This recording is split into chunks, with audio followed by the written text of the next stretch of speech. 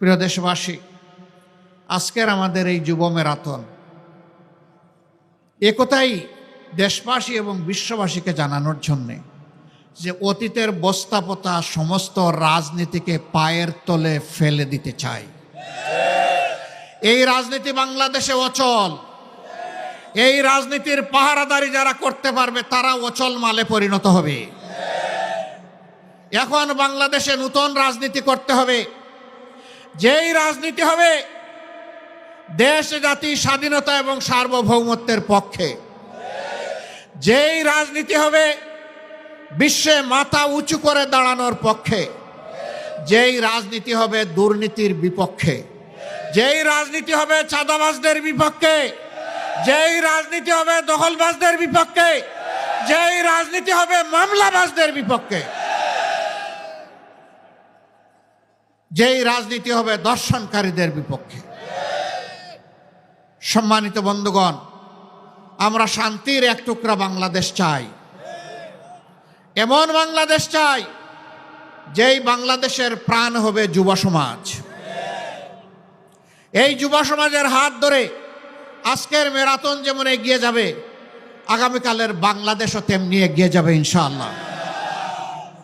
মুক্তির এই মুসিল মুক্তির মঞ্জিলে না পৌঁছা পর্যন্ত আর থামবে না ইনশাআল্লাহ। আমরা বারবার বলে আসছি, আমরা আমাদের দলের বিজয় চাচ্ছি না, আমরা চাচ্ছি 18 কোটি মানুষের বিজয়। এই বিজয়ই হবে আমাদের দলের বিজয়।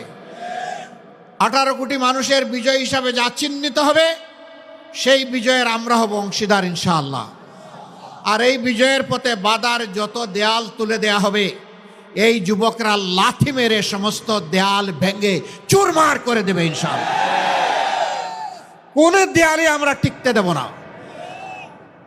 কোনো ষড়যন্ত্র করে লাভ হবে না। কেউ যেন নিজেকে অতিরিক্ত ধূর্ত না ভাবেন। জনগণ এখন তার নিজের বুঝটা বুঝতে শিখেছে। কাউকে আর ছাড় দেওয়া হবে না। কোনো কালো হাত সামনের দিকে এগিয়ে আসলে সেই কালো হাত জনগণ অবশ করে দেবে। কালো টাকার বিনিময়ে মানুষকে কেনার দুঃসাহস দেখালে তাদের মুখে ছাই মেরে দেয়া হবে।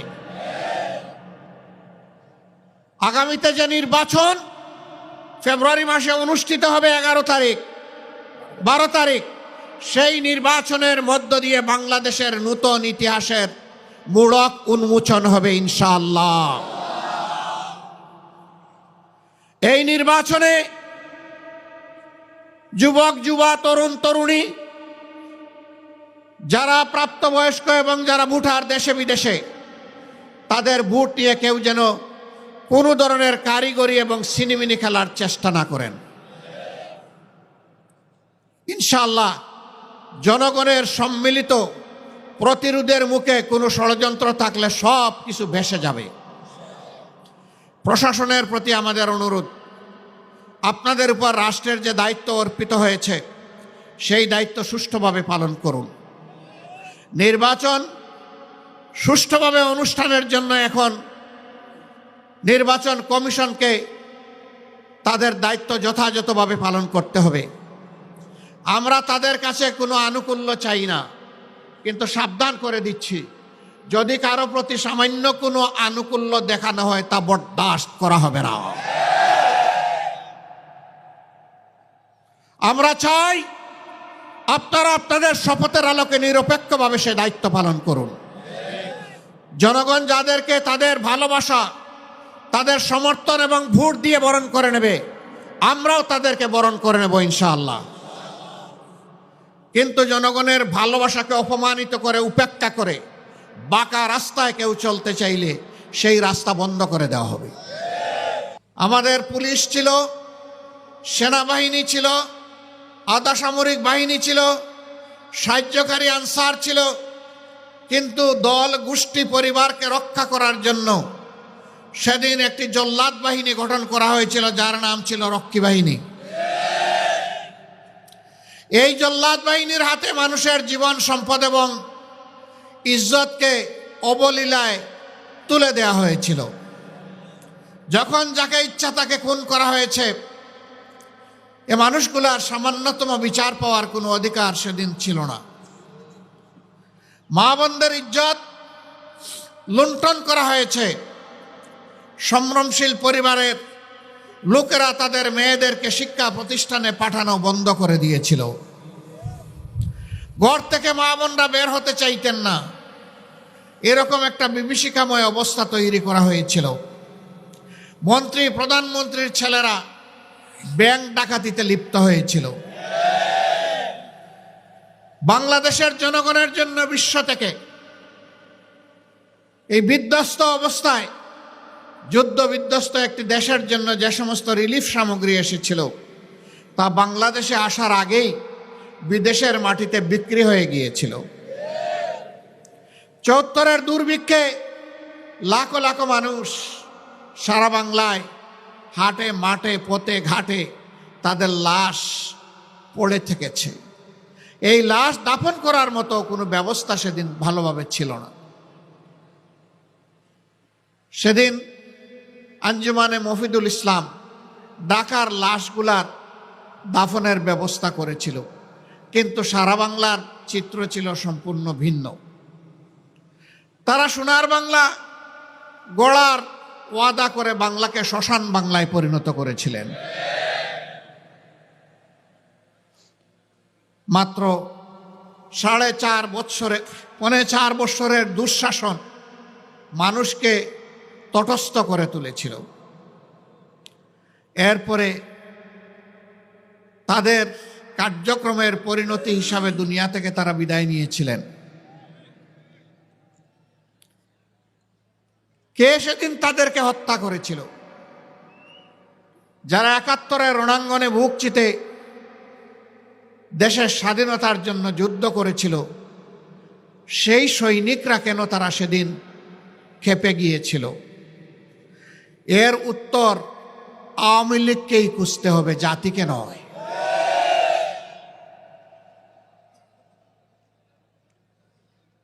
সম্মানিত বন্ধুগণ, আমরা আশা করেছিলাম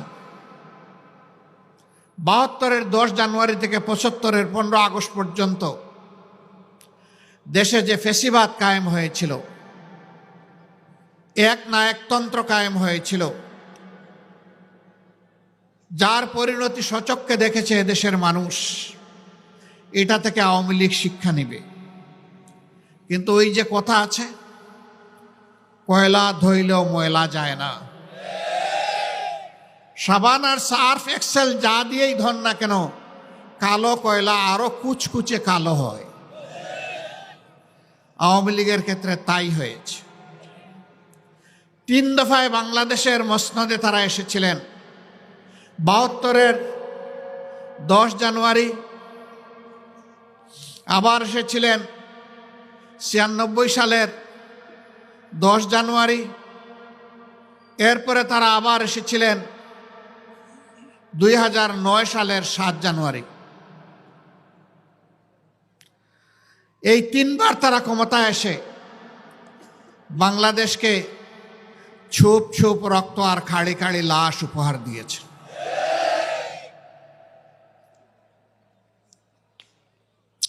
ছিয়ানব্বই সালে ক্ষমতায় আসার আগে হাত জোড় করে তারা জনগণের কাছে ক্ষমা চেয়েছিল। অতীতে আমাদের দল বাংলাদেশের জনগণের সাথে যে অন্যায় আচরণ করেছে, যে জুলুম করেছে, আমরা বিনা শর্তে মাপ চাই।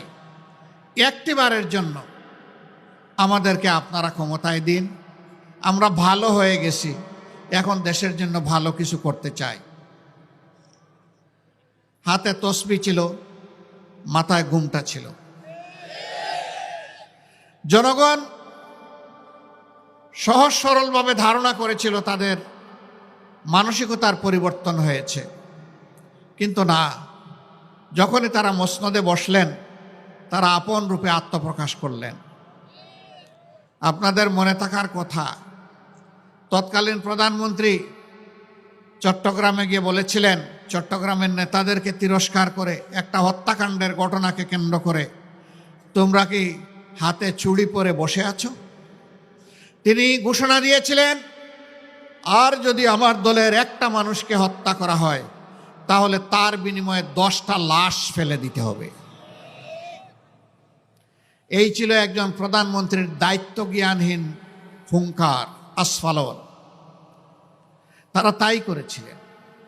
সেই সময়টায় খালে বিলে নদীতে নালায় জঙ্গলে হাটে মাঠে সর্বত্র মানুষের টুকরা টুকরা লাশ পাওয়া যেত।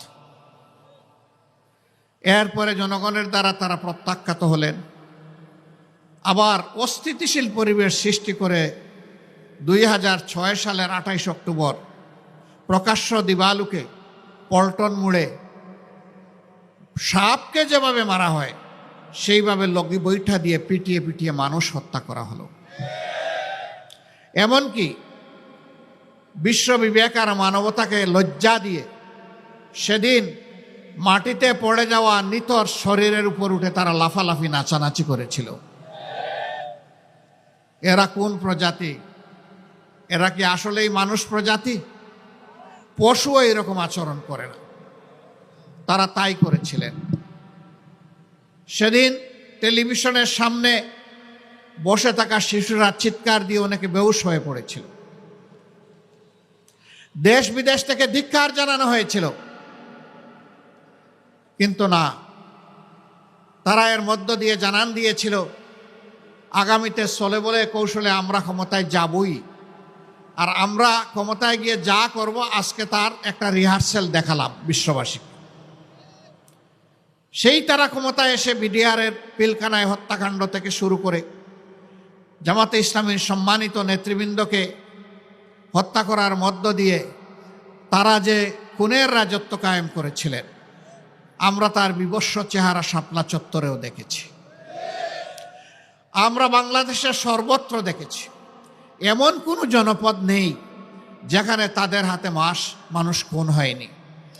এমন কোনো জনপদ খুঁজে পাওয়া যাবে না আমাদের মাদের ইজ্জত তাদের হাতে যেখানে লুণ্ঠিত হয় নাই। একটা প্রতীকে ভোট দেওয়ার অপরাধে নোয়াখালীর সুবর্ণচরে আমার একজন মায়ের কি অবস্থা হয়েছিল, 18 কোটি মানুষ তার সাক্ষী। 5 আগস্টের পরিবর্তনের পর সেই পরিবারে গিয়েছিলাম। ওদের কথা শুনে আমরা আমাদের বুক সামলাতে পারিনি। বলবেন এর আগে যাননি কেন? এর আগে যাওয়ার কোনো পরিবেশ আমাদের জন্য ছিল না। আমরা যখনই পরিবেশ পেয়েছি তখনই তাদের কাছে ছুটে গিয়েছি। তাদের দুঃখ কষ্ট, তাদের ব্যথা বেদনা আমরা দূর করতে পারবো না, কিন্তু তাদের দুঃখ কষ্টের অংশীদার হওয়া ছিল আমাদের নাগরিক দায়িত্ব। আমরা সেই অংশীদারিত্ব শুধু নিয়েছি। সম্মানিত বন্ধুগণ, এই যে কোন দর্শন আয়নাগর আর গুমের রাজনীতি শুরু হলো, শেষ পর্যন্ত তার পরিণতি ভোগ করে তারা 5ই আগস্ট বাংলাদেশ থেকে পালায়ে গেল। এক চোর মরার আগে বলল, দেখো আমি ঘরে ঘরে চুরি করে তোমাদের বড় ক্ষতি করেছি, কষ্ট দিয়েছি, আমাকে তো সেইভাবে দেশের প্রশাসন শাস্তি দেয় নাই, কিন্তু আমি শাস্তি পেয়ে দুনিয়া থেকে বিদায় নিতে চাই, অথবা বিদায় নেওয়ার পরে শাস্তি নিয়ে আমি হাসরের ময়দানে হাজির হতে চাই। সেদিন যেন আমার শাস্তিটা কিছু লাঘব হয়। আমি যখন মরে যাব আমার লাশটা তখন তোমরা ওই বড় রাস্তার উপর বড় গাছের ডালে তোমরা ঝুলিয়ে রাখবা, আর যেই এদিকে যাবে সে যেন আমার লাশের উপর একটা ঢিল ছুড়ে। লোকেরা ভাবলো তার অনুশোচনা এসেছে, তার ওসিয়ত রক্ষা করা দরকার। তার কথা অনুযায়ী তাকে ঝুলিয়ে দেওয়া হলো। বোকা লোকেরা বুঝে নাই, যেই যাচ্ছে ঢিল ছুড়ে, যেই যাচ্ছে ঢিল ছুড়ে। ইতিমধ্যে থানা পুলিশ এই ব্যাপারে অবহিত হয়েছে। তারা এসে দৌড়ায় হাজির। এই অবস্থা দেখে তারা শয়ে শয়ে পুলিশ গোটা গ্রাম এলাকা ঘেরাও করে পুরুষদেরকে গ্রেফতার করতে শুরু করলো। তখন জনগণ বুঝতে পারলো ধূর্ত চোর কি কারণে আমাদেরকে এই ওসিয়ত করেছিল। ও মরার আগেও আমাদেরকে কষ্ট দিয়েছে, মরার পরেও আমাদেরকে কষ্ট দিতে চেয়েছিল। ফেসিবাদীরা পালিয়ে গিয়ে দেশের মানুষকে কি শান্তি দিচ্ছে? সর্বশেষ ঘটনা আমাদের কলিজার টুকরা আমাদের ভাই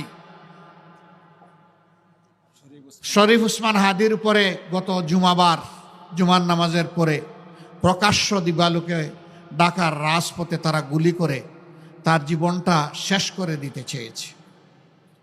সে এখন জীবন মৃত্যুর মাঝখানে আছে।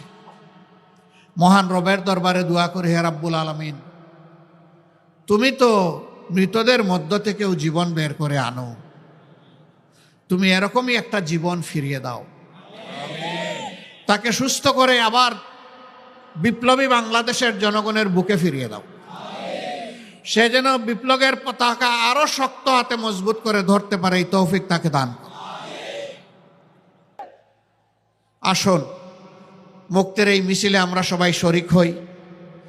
জনজীবনে শান্তি সমৃদ্ধি ফিরে না আসা পর্যন্ত, ভালোবাসার একটি মানবিক সমাজ প্রতিষ্ঠা না হওয়া পর্যন্ত, তারুণ্যের দুর্বার গতির সমাজ প্রতিষ্ঠিত না হওয়া পর্যন্ত আমাদের ম্যারাথন অব্যাহত থাকবে। এই ম্যারাথনে অংশগ্রহণ করার জন্য সকলকে আন্তরিকভাবে ধন্যবাদ জানিয়ে, কৃতজ্ঞতা জানিয়ে আমরা আমাদের ম্যারাথন এখনই শুরু করব। সবাইকে আমরা ম্যারাথনে অংশগ্রহণ করার জন্য আহ্বান জানাচ্ছি। আল্লাহ হাফেজ। বাংলাদেশ জিন্দাবাদ, বাংলাদেশ জামাতে ইসলামী জিন্দাবাদ। বাংলাদেশের স্বাধীনতা, সার্বভৌমত্ব আল্লাহ তাআলা কিয়ামত পর্যন্ত বহাল রাখুন। আল্লাহ হাফিজ। আসসালামু আলাইকুম ওয়া রাহমাতুল্লাহি ওয়া বারাকাতুহু। আমাদের আজকের এই যুব ম্যারাথন হাজারো শহীদের রক্তের বিনিময়ে যে নতুন বাংলাদেশ আমরা পেয়েছি, সেই নতুন বাংলাদেশকে সুখী, সমৃদ্ধশালী, বসবাসযোগ্য একটি মানবিক বাংলাদেশে পরিণত করার জন্য আজকের এই তারুণ্যের পথ চলা। আজকের এই তারুণ্যের পথ চলা হচ্ছে আমরা 1971 সালে দীর্ঘ 9 মাস লড়াই সংগ্রামের মধ্য দিয়ে যে নতুন বাংলাদেশ পেয়েছিলাম, সেই বাংলাদেশকে বহুমুখী চক্রান্ত ষড়যন্ত্রের কারণে জনগণের প্রত্যাশা 53 বছরে পূরণ হয়নি। আগামী দিনে জনগণের প্রত্যাশা পূরণের জন্য বিগত 5 আগস্টের গণঅভ্যুত্থানের যে চেতনা ছিল, উই ওয়ান্ট জাস্টিস, আমরা ন্যায় বিচার চাই, আমরা বৈষম্যহীন নতুন বাংলাদেশ চাই, আমরা দুর্নীতি, সন্ত্রাস, চাঁদাবাজ মুক্ত, খুন এবং ধর্ষণ মুক্ত নতুন বাংলাদেশ চাই। সেই চেতনাকে বাস্তবায়নের শপথ গ্রহণের জন্যই আজকের এই তারুণ্যের বিজয় রাজধানীতে, আজকের এই তারুণ্যের বিজয় ম্যারাথন রাজধানীতে। সংগ্রামী ভাই বন্ধুগণ, তরুণদের নেতৃত্বে নতুন বাংলাদেশ আমরা পেয়েছি। জুলাই যোদ্ধাদেরকে হত্যার চক্রান্ত করা হয়েছে অত্যন্ত সুকৌশলে। বাংলাদেশের দেশপ্রেমিক রাজনৈতিক নেতৃত্বকে এবং ইফেক্টিভ দেশের বিভিন্ন পর্যায়ের নেতৃত্বকে খুন করার যে চক্রান্ত ষড়যন্ত্র করা হচ্ছে, আজকের তরুণ প্রজন্মকে সিদ্ধান্ত নিতে হবে। সন্ত্রাস, গুলি, বোমা, চক্রান্ত, ষড়যন্ত্রকে উপেক্ষা করে আমরা 5 আগস্ট বিজয় এনেছি। আগামী দিনের বাংলাদেশকেও আমরা স্থায়ী ভিত্তির ওপরে প্রতিষ্ঠিত করব।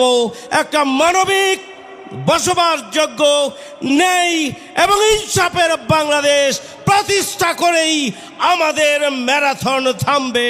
ততদিন পর্যন্তই আমরা আমাদের ম্যারাথন অব্যাহত রাখবো ইনশাআল্লাহ। সবাইকে ধন্যবাদ।